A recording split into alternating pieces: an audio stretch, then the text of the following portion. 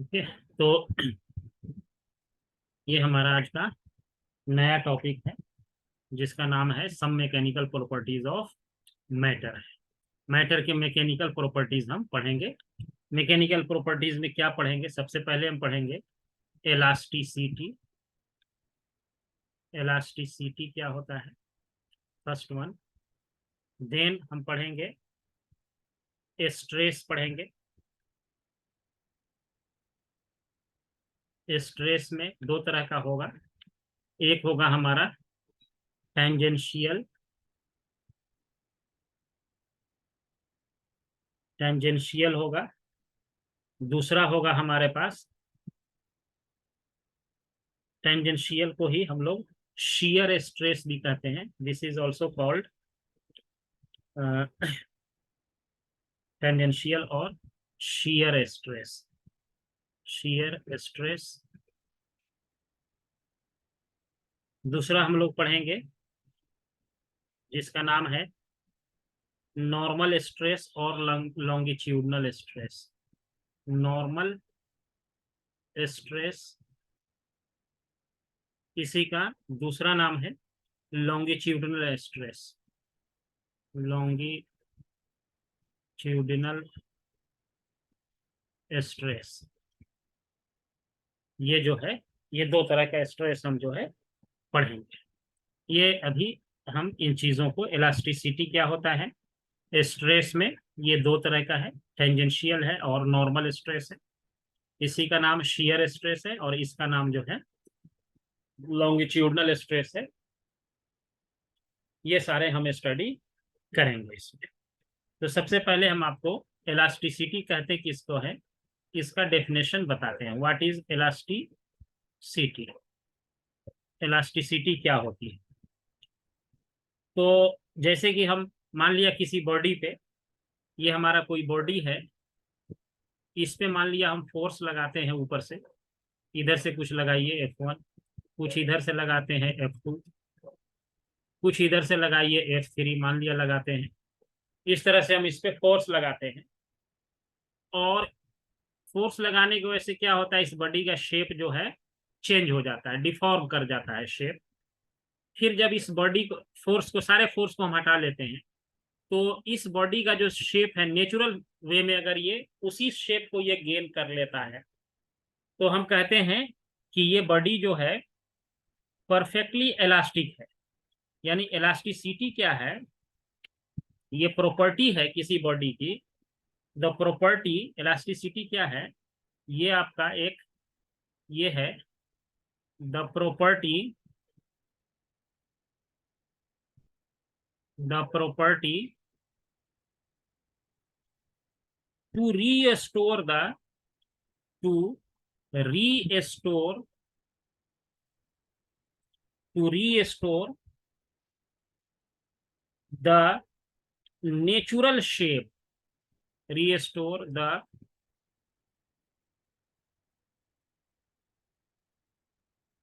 Natural shape, restore the natural shape, और to oppose, और to oppose,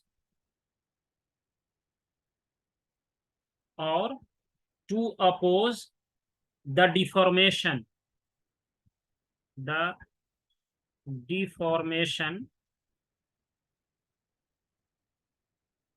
is called elasticity। इसी को elasticity कहते हैं। यानी कि प्रॉपर्टी है जिसके वजह से ये अपने नेचुरल शेप को रीस्टोर कर ले या अपोज करता है अपने शेप को चेंज करने के लिए, इसी को हम लोग इलास्टिसिटी कहते हैं। ये this is the definition of elasticity, कि अपना ये प्रॉपर्टी है रीस्टोर कर ले अपने शेप को या अपोज करे डिफॉर्मेशन होने के लिए, इसको इलास्टिसिटी कहा जाता है। अब इलास्टिसिटी भी, वो भी, इसको भी दो पार्ट में क्लासिफाई किया गया है इलास्टिसिटी को। तो इसका जो क्लासिफाई किया गया है इलास्टिसिटी का, जो दो पार्ट है, इसको पहला पार्ट है ये इलास्टिसिटी का, if body completely gains it natural shape, if the body completely gains its natural shape,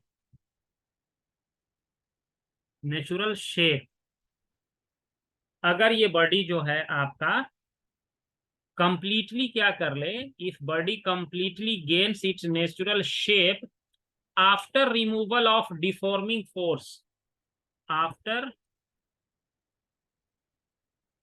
removal of deforming force, the body is called completely elastic,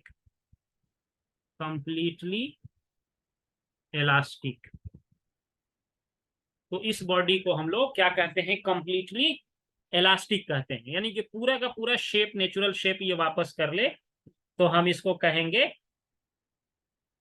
perfectly elastic, completely, या इसका अच्छा word है perfectly elastic, perfectly elastic कहेंगे। यानी कि जैसा shape था, force लगाने से इसका शेप चेंज हुआ, ये मान लीजिए जो भी शेप था, फोर्स लगा दिया तो इसका शेप चेंज हो गया, जैसे ही इस फोर्स को हटा दिया ये फिर अपना बॉडी अपने नेचुरल शेप में आ गया, जैसा था वैसे ही आ गया, तो हम इसको कहेंगे कि ये परफेक्टली इलास्टिक बॉडी है।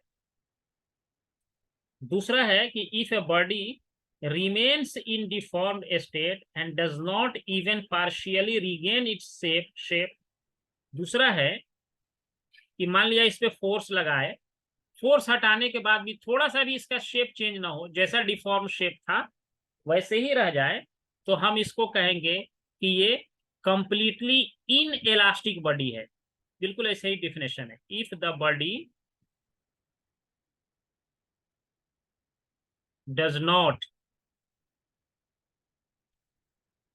regains its natural shape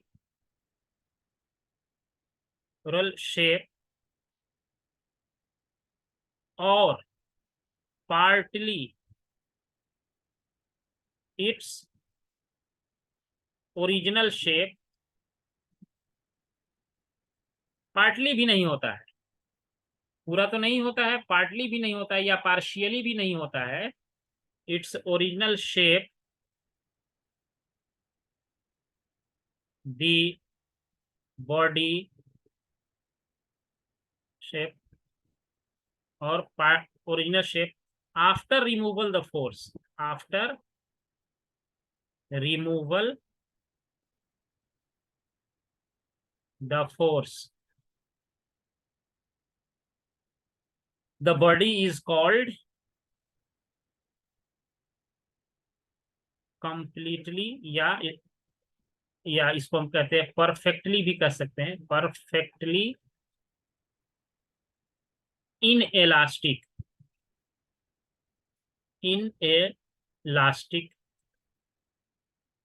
body, यानी शेप ही ओरिजिनल गेन करे ही ना करे, यानी कि हम इसको जब फोर्स लगाए और हटा लें तो थोड़ा सा भी अपना पोजीशन वो चेंज नहीं करे, तो हम उसको कहेंगे ये परफेक्टली इनएलास्टिक, और इसका दूसरा नाम प्लास्टिक भी है, ऐसे बॉडी को हम प्लास्टिक भी कहते हैं। This body is also called plastic body. आगे हम देखेंगे कि थोड़ा सा शेप चेंज करने के लिए अगर ज्यादा फोर्स लगाना पड़ेगा, तो अगर मान लो थोड़ा ही फोर्स लगा के बहुत सारा शेप चेंज हो गया तो हम उसको प्लास्टिक कहते हैं, अदरवाइज बहुत हाई फोर्स लगा के थोड़ा सा शेप चेंज हो रहा है तो उसको हम लोग इलास्टिक बॉडी कहते हैं। ये अभी हम बाद में देखेंगे, जब एक स्ट्रेस स्ट्रेन कर पढ़ाएंगे तब बताएंगे। ये बेसिक डेफिनेशन है आपको, जिसको हम लोग को elastic, what is elasticity, elastic body का क्या डिफिनेशन है, परफेक्टली इलास्टिक क्या है, इनएलास्टिक क्या है, परफेक्टली इनएलास्टिक बॉडी क्या कहलाती है, इन सारे चीजों का हमारा ये डेफिनेशन है। अब आइए स्ट्रेस पर। ये डेफिनेशन हो गया। Now we are coming on the stress. What is stress? अभी आप लोगों का पढ़ाई का भी स्ट्रेस होता है, वो भी एक तरह का स्ट्रेस है, स्ट्रेन नहीं है, स्ट्रेस है। क्योंकि सिलेबस इतना लंबा है जिसका कोई हद नहीं। जो बच्चों को कंपटीशन देना है उसके लिए बहुत सारी इसमें ऐसी चीजें हैं जो कि सिलेबस बहुत ही ज्यादा है। 11-12 का जब कंबाइंड एग्जाम देना हो तो बहुत, तो इसलिए बच्चों पे उसका भी स्ट्रेस तो रहता ही है, पढ़ाई का स्ट्रेस है। उसी तरह से अब सॉलिड में स्ट्रेस किसको कहते हैं वो हम देखते हैं। मान लीजिए आपके पास कोई ऐसा शेप है, ये कोई बॉडी है जिसका शेप इस तरह से है, और इसमें जो है इसका कोई क्रॉस सेक्शनल एरिया मान लिया जाए इस तरीके से। इसका मान लेते हैं डेल्टा एस है, ये क्रॉस सेक्शनल एरिया है। इस पर चारों तरफ से कुछ फोर्स इधर से लग रहा है ऐसे, कुछ ऐसे लग रहा है, कुछ इस पे फोर्स ऐसे लगाया जा रहा है, इधर से एक फोर्स ऐसे लग रहा है, यहाँ से किसी एंगल पे ऐसे फोर्स लग रहा है, यहाँ से मान लीजिए कुछ ऐसे लग रहा है। इस बॉडी पे बहुत तरह से इस पे फोर्स लगाया जा रहा है, इस पे बहुत सारा फोर्स लगाते हैं। बट क्या करते हैं, सेवरल फोर्स यहाँ लग रहा है, several forces adds add to zero. यानी इन सब फोर्स का रिजल्टेंट फोर्स कुछ भी नहीं है, जीरो है, एक्सटर्नल। अंदर में मान लो एक फोर्स ऐसे जनरेट हुआ, एक इस डायरेक्शन में जनरेट हुआ इक्वल। इस एरिया पे हम लिख रहे हैं डेल्टा एस एरिया पे जो है ये फोर्स आपका जनरेट हुआ है। एफ छोटा सा हमने, अब इसमें बहुत सारा फोर्स लगा है तो, लेकिन देखे क्या कि इसमें कहीं भी कोई भी इस बॉडी में कोई एक्सेलरेशन, कोई मूवमेंट नहीं है। यानी कि centre of mass remains at rest. External force जब जीरो है तो centre of mass will remain at rest,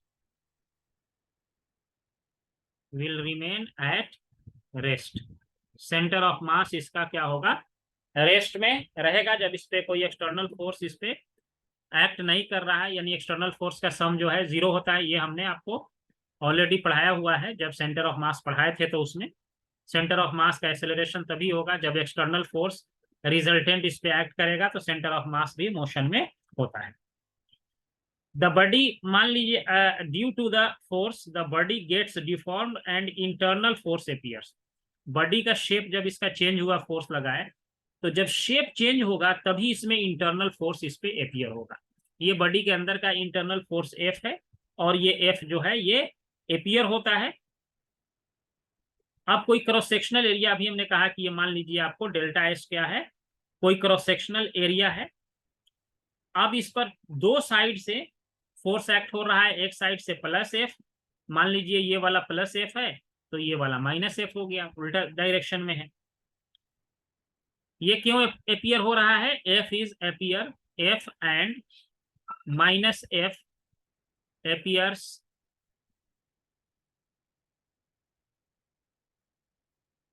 ये है आपका अपीयर्स ड्यू टू डिफॉर्मेशन। यानी आपने जो बाहर से फोर्स लगाया, और बाहर से फोर्स लगने के वजह, एक्सटर्नल फोर्स लगने की वजह से इसका शेप चेंज हुआ अंदर में। तो जैसे ही इनसाइड शेप चेंज होगा तो यहाँ एक रेसिस्टिंग फोर्स अपोज करेगा।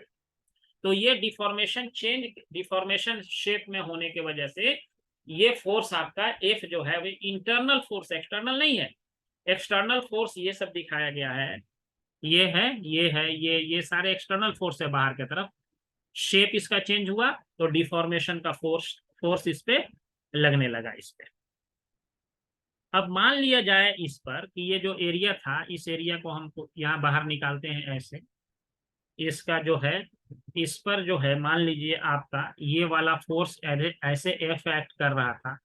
इसका हम सरफेस के एक टेंजेंट में एक, इस फोर्स का एक कंपोनेंट हम लेते हैं टेंजेंट डायरेक्शन में एफ टी, एंड एक हम कंपोनेंट लेते हैं इसके नॉर्मल डायरेक्शन में, that is F N, normal direction.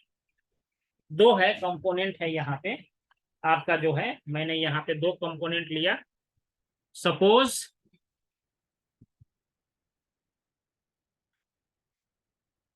F T ये है आपको टेंजेंशियल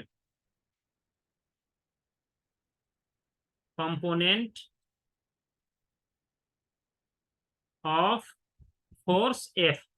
इसका हम कंपोनेंट ब्रेक कर सकते हैं कहीं भी, ये एंगल निकाल लो यहाँ से, जो एंगल है एफ इंटू कॉस, अगर ये एफ टी लिखना हो, ये एंगल थीटा है, तो हम एफ टी इक्वल टू लिख सकते हैं एफ कॉस थीटा। ये एंगल मान लो अगर यहाँ से 90 नहीं, एक्चुअली ये अल्फा है, तो इसका इधर एक कंपोनेंट एफ एन लिखेंगे। एफ एन जो होगा वो आपको हो जाएगा, F N will be equal to, F N will be equal to F cos alpha, खाली अल्फा। ये भी वेक्टर में हम बताए थे आपको कैसे वेक्टर कंपोनेंट ब्रेक वगैरह करते हैं, ये सारा चीजें हमने ऑलरेडी डिस्कस किया हुआ है।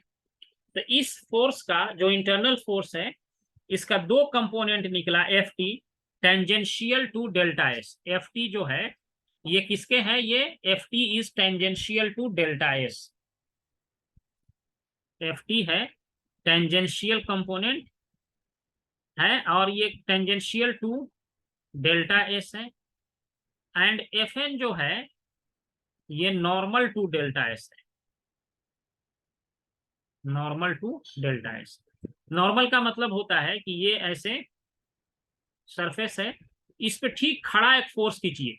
नॉर्मल का मतलब होता है जैसे ये टेंजेंट लाइन है ना, यहाँ से खींचे, इस पे 90 डिग्री जो खींचते हैं एंगल, उसी को नॉर्मल कहते हैं। टेंजेंट पे 90 डिग्री का एंगल को नॉर्मल कहा जाता है।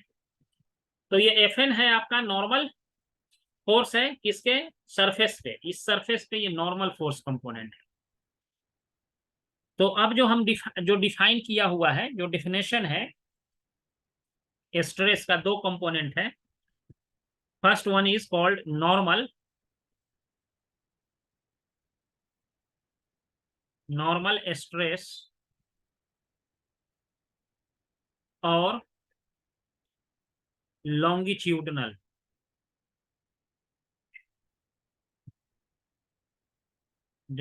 स्ट्रेस,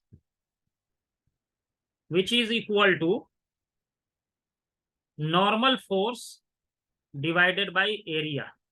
इसी को हम लोग कहते हैं, इसको कहते हैं टाउ एन कहते हैं। This is called normal stress. और ये नॉर्मल स्ट्रेस आपका जो है ये कहलाता है आपका normal force divided by normal area, जो है ये कहलाता है। सिर्फ ध्यान ये रखना है कि ये नॉर्मल फोर्स है और divided by area, normal direction में जो फोर्स है उसको एरिया से डिवाइड कर देंगे, तो ये आपको निकल के आ जाएगा नॉर्मल स्ट्रेस। उसी तरह से टेंजेंशियल स्ट्रेस,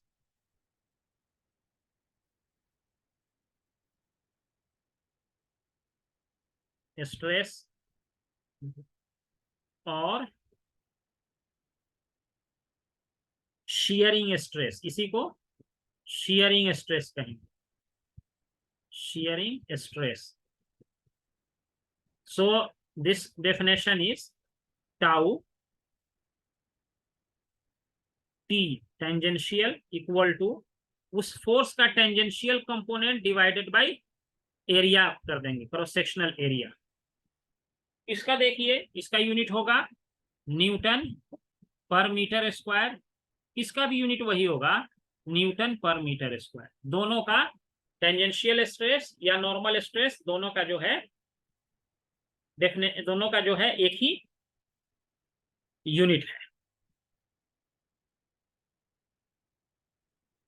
अब इस पर ये तीन चार डेफिनेशन हो गए, अब इस पे एक न्यूमेरिकल बनाते हैं इस दोनों चीजों को समझने के लिए। A load of 4 kg is suspended from a ceiling through a steel wire of radius 20 mm। 20 mm का सीलिंग से क्या कर दिया गया है कि एक आपको 4 kg का लोड जो है यहाँ पे, 4 kg का ये लोड है, ऐसे ये सीलिंग से ये लटका हुआ है, ये इस तरह का है, suspended from ceiling through a steel wire of radius. इस वायर का रेडियस दे रखा है, इस वायर का जो रेडियस है वो दे रखा है 2 mm, यानी कि 2 × 10⁻³ मीटर दे रखा है। Find the tensile stress developed in the wire when equilibrium is reached. Take G = 3.1 pi. G का वैल्यू 3.1 पाई लेंगे। जब इसको लटका के छोड़ देंगे तो नॉर्मल, जब कह रहा है कि इक्विलिब्रियम में ये आ जाएगा, तो उस कंडीशन में आप बता दीजिए कि इस पे जो है, इसमें जो है टेंसाइल स्ट्रेस क्या होगा। देखो, टेंसाइल स्ट्रेस का एक ये मीनिंग होता है, हम थोड़ा सा बता दें आपको। जैसे ये है इस तरीके से, इसको मान लीजिए कि एक फोर्स इधर लगाए और एक फोर्स इधर लगाए, और इसको हमने क्या किया, खींचना शुरू किया, दोनों के तरफ इक्वल फोर्स लगा दिए, और इसका सरफेस एरिया कुछ भी मान लिया ये है। तो इसमें जो स्ट्रेस लगेगा, स्ट्रेस होगा, इसको टेंसाइल स्ट्रेस कहते हैं, टेंसाइल स्ट्रेस। और अगर मान लिया यही फोर्स सेम ऑब्जेक्ट है, इसी तरह का ऑब्जेक्ट है, इधर फोर्स लगाए और इधर फोर्स लगा दिए, सेम अमाउंट ऑफ फोर्स है, तो इसको कंप्रेसिव स्ट्रेस कहेंगे, कंप्रेसिव स्ट्रेस। क्योंकि ये इसमें क्या किया है, इसको कंप्रेस कर रहा है, तो बात वही होगा, फोर्स बाय एरिया ही करना पड़ेगा। तो इसी तरीके से इसमें भी आप वायर में जब आप बात करेंगे तो पहले आपको सबसे पहले क्या करना पड़ेगा, फोर्स निकालना पड़ेगा। इस कहाँ निकालना है, इसमें निकालना है आपको टेंशन।